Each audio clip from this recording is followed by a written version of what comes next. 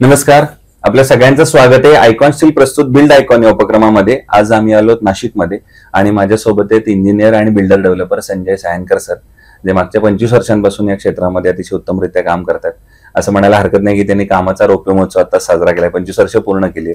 आणि जेव्हा एखादी व्यक्ती 25 वर्ष अविरतपणे एखाद्या क्षेत्रात काम करत असते तेव्हा त्यांचा प्रवास, त्यांना आलेले अनुभव नक्कीच ऐकण्यासारखे असतात.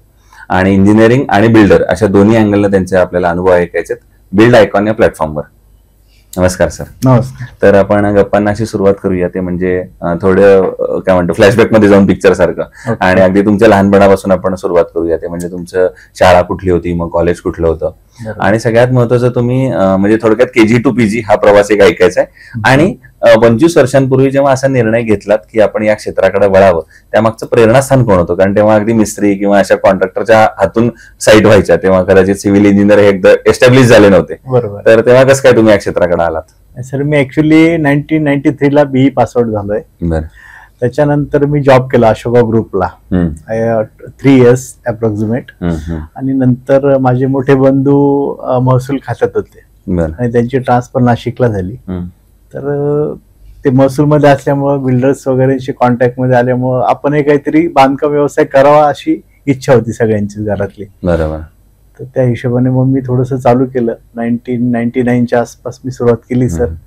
आणि आता नियर अबाउट 52 प्रोजेक्ट्स माझे कम्प्लीट झालेले आहेत. जवळजवळ 1000च्या आसपास लोकांना घरी दिली आहेत. क्या बात आहे. मग आता या क्षेत्रातला आणखीन एक महत्वाचा प्रश्न येतो, ते म्हणजे शिक्षण पूर्ण झाल्यानंतर जेव्हा आपण कुठेतरी सर्व्हिस किंवा प्रॅक्टिस करतो थोडा अनुभव मिळवण्यासाठी, तो तुम्ही कुठे घेतली? आणि जेव्हा स्वतःचा हे सुरू करण्याचा विचार केला, कन्सल्टन्सी असेल किंवा बिल्डरशिप असेल, तेव्हा त्यातला जो पहिला प्रोजेक्ट होता तो आठवतोय का? आणि तेव्हा काय घडलेलं, कुणाच्या रेफरन्स मधून तो प्रोजेक्ट मिळाला, तो करताना काही चुका झाल्या का, जबाबदारी कशी अचानक पडली, तर त्याबद्दल काय सांगाल? सर, माझा पहिला प्रोजेक्ट मी केला साधारणतः 2000च्या आसपास. तर त्यावेळेस एक छोटी जागा आपण घेतली, ती घेतानाही कुणाकडनं तरी थोडी पेमेंट आपण घेतली. बरोबर. किंवा आम्हाला असं असतं थोडी जागा घ्यायची आहे, आणि तिथे आपण एक इकॉनॉमिकल लोकांसाठी घरं बनवली. तर त्यावेळेस ती साधारणतः एक 9 फ्लॅट होती. बरोबर.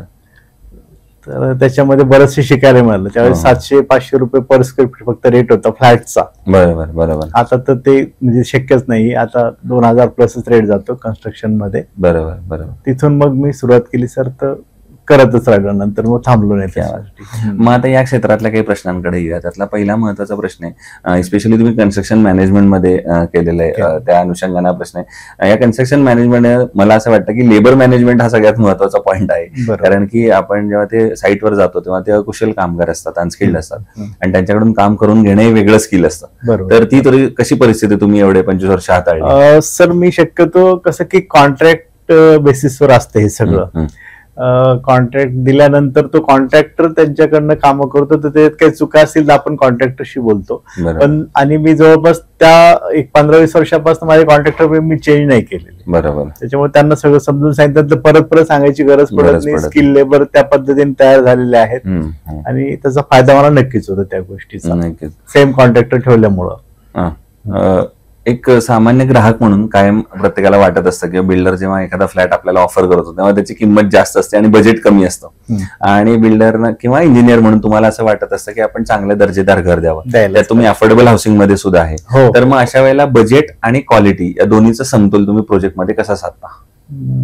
जे गरजेचं आहे त्याच्यात आपण क्वालिटी आपण बदलत नाही सर. की समजा RCC स्ट्रक्चर आहे, तर बार जे स्टील टाकायचं असतं आपल्याला, ते जेवढं डिझायनर देतात तेवढंच टाकतो आपण. बरोबर. परंतु समजा एखादी टाईल इकॉनॉमिकल मध्ये जायचं 40 रुपयाची, तर ती 30 रुपयाची वापरून आपण ते पण हे समाधान लोकांचं करून देऊ शकतो. किचन ओटा झाला, काही काही ज्या गोष्टी आहेत की ज्या गरजेच्या आहेत त्याच्यातच आपण हे करायचं, ज्या गरजेचं नसेल ते कमी करून लोक समाधानी पण राहतात आणि किंमत पण अफोर्डेबल होते सर त्याच्यामुळे. अगदीच. आता एक थोडा वेगळा प्रश्न आहे, तो असा आहे की असं म्हणतात की एखाद्या शहराचा, जिल्ह्याचा विकास कसा होणार आहे हे दोनच लोकांना माहित असतं, एक तर राजकारणी किंवा बिल्डर डेव्हलपर. त्यातले एक माझ्या सोबत आहे, त्यामुळे हा प्रश्न तुम्हाला आहे. तर म्हणजे नाशिक जिल्ह्याच्या विकासाचं विजन तुम्हाला काय वाटतं? पुढच्या 25 वर्षात नाशिक कसं असलं पाहिजे? त्यासाठी प्रशासनानं कुठल्या क्षेत्रावर काम केलं पाहिजे? सर नाशिकची कनेक्टिव्हिटी एवढ्या पुढच्या 4-5 वर्षामध्ये खूप चांगल्या प्रकारे कनेक्ट करतायत नाशिकला. ते वाढवण बंदर वगैरे सगळ्याच गोष्टी, समृद्धी पण झालंय, सुरत चेन्नई एक्सप्रेस हायवे पण झालेला आहे. त्याच्यामुळे बऱ्यापैकी आता त्या गोष्टीचा नाशिकला फायदा होणार आहे. फक्त IT सेक्टर वगैरे अजून थोडंसं डेव्हलप व्हायला पाहिजे, जेणेकरून प्रशासनाने त्याच्यासाठी थोडा वेळ द्यायला पाहिजे आपल्याला, की नाशिकमध्ये यायला पाहिजे ते. पण चांगल्या IT कंपन्या नाशिकमध्ये येण्यासाठी तुम्हाला काय वाटतं, प्रशासनानं काय वेगळे प्रयत्न केले पाहिजेत जेणेकरून त्या कंपन्या इथे येतील? सर त्यांना प्रॉपर जागा उपलब्ध करून द्यायला पाहिजे. नंतर रेटचे विषय असतात, सगळ्या गोष्टी त्यांनी ते क्लिअर करून द्यायला पाहिजे प्रशासनाने. आता एक खरा अवघड प्रश्न आहे तो म्हणजे मागच्या 25 वर्षात एवढ्या शेकडो साईट्स केल्यानंतर त्यातली एकच साईट जर निवडायची वेळ आली की जी तुमची सगळ्यात आयकॉनिक साईट आहे असं म्हणायला हरकत नाही, जी तुम्हाला कायम आठवणीत राहील आणि कायम आनंद देणारी आहे, तर ती साईट कुठली आणि त्याचे काय वैशिष्ट्य आहेत? सर माझी आई साधारणतः एक 3-4 वर्षापूर्वी गेली, 4-5 वर्षापूर्वी. तर सातपूर हा एरिया असा आहे सर की तिथे अफोर्डेबल लोकांची घरांची खूप रिक्वायरमेंट होती, पण तिथे कोणीच साईट चालू केली नव्हती सर. बरं. मी जस्ट माझ्या आईच्या नावाने सुशीला हाईट्स म्हणून एक 11,000 स्क्वेअर फीटचा प्लॉट घेऊन तिथे 48 फ्लॅट टाकले सर. मला सगळेजण म्हणत होते की तिथं तुमचं बुकिंगला प्रॉब्लेम येईल, तिथं काहीच नाही. पण तो प्रोजेक्ट असं आहे सर की माझं पूर्ण बुकिंग काम पूर्ण व्हायच्या आताच सगळं झालेलं होतं आणि सगळे लोक समाधानी आहेत. तिथले 2 विंग होत्या, 2 लिफ्ट, एकदम प्रॉपर G+6 बिल्डिंग केली सर मी. आणि सगळे लोक तिथं अगदी पावड्यावाला, समोसा विकणारा, भाजी विकणारा, अशी सगळ्यांनी माझ्याकडे फ्लॅट घेतले सर आणि ते खूप समाधानी आहेत. माझा तो एक आयकॉनिक प्रोजेक्ट सर. आणि असा एखादा प्रोजेक्ट जो काम करताना काही अडचणी आल्या, आव्हान आली आणि त्या आव्हानावर तुम्ही कशी मात केलीत, असा एखादा प्रसंग आठवतोय का? म्हणजे ब्लॅक कॉटन सॉइलचा, कधी निसर्गाची, कधी कामगारांची, कुठली अडचण आहे ना सर? एक माझी सारथी हाईट्स म्हणून मी सातपूरला साईट केली. जनरली असं वाटायचं की बाजूलाच मी साईट केली होती, तिथे असं वाटतं की 7 फुटापर्यंत स्टार्टा चांगला आहे, आपण तिथे करू शकतो. बरोबर. परंतु जेव्हा मी स्टार्टा चेक केला तर नियर अबाउट 10 मीटर्स पर्यंत ब्लॅक कॉटन सॉइल होती. अच्छा. आणि मला मग ते पाईल फाउंडेशन तिथे घ्यावं लागलं सर. मी पाईल फाउंडेशन अशोकामध्ये असताना बघितलेलं होतं की पाईल फाउंडेशन काय असतं. बरोबर. तर त्याचा मला मग तिथं वापर करावा लागला. कॉस्ट वाढली सर, परंतु त्याला विराज नव्हता त्याला. बरोबर. शेवटी कन्स्ट्रक्शनच आहे, त्याच्यात कॉम्प्रोमाइज करायचंच नसतं कधी. नसतंच. आणि दुसरं कन्स्ट्रक्शन मध्ये स्टील हा अतिशय महत्वाचा घटक असतो. तर स्टील निवडताना मग तुम्ही काय पॅरामीटर्स बघता त्याचे? सर त्याचा डायमीटर प्रॉपर पाहिजे स्टीलचा. ओके. जेणेकरून ते, नाही तर मग 8 mm ला कधी कधी ते 6 mm येतं, कधी कधी 10 mm येतं. चुकीचे सगळे हे होतात.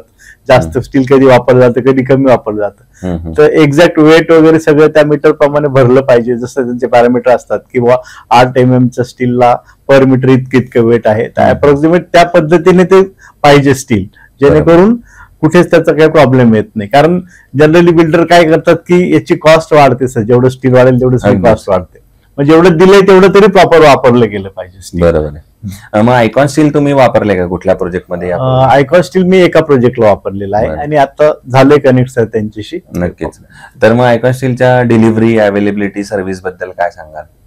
मी एका प्रोजेक्टला केलं तर मला प्रॉपर डिलिव्हरी आली सर, त्याची काहीच प्रॉब्लेम. आणि आता अगदी शेवटचा प्रश्न ते म्हणजे या क्षेत्रामध्ये आता जे नवीन तरुण इंजिनियर्स येतात, तुमची सुद्धा 2nd जनरेशन आता या फील्डमध्ये येत आहे, तर तुम्ही जो मुलाला सल्ला द्याल तोच इतर सिव्हिल इंजिनियरसाठी काय सांगाल?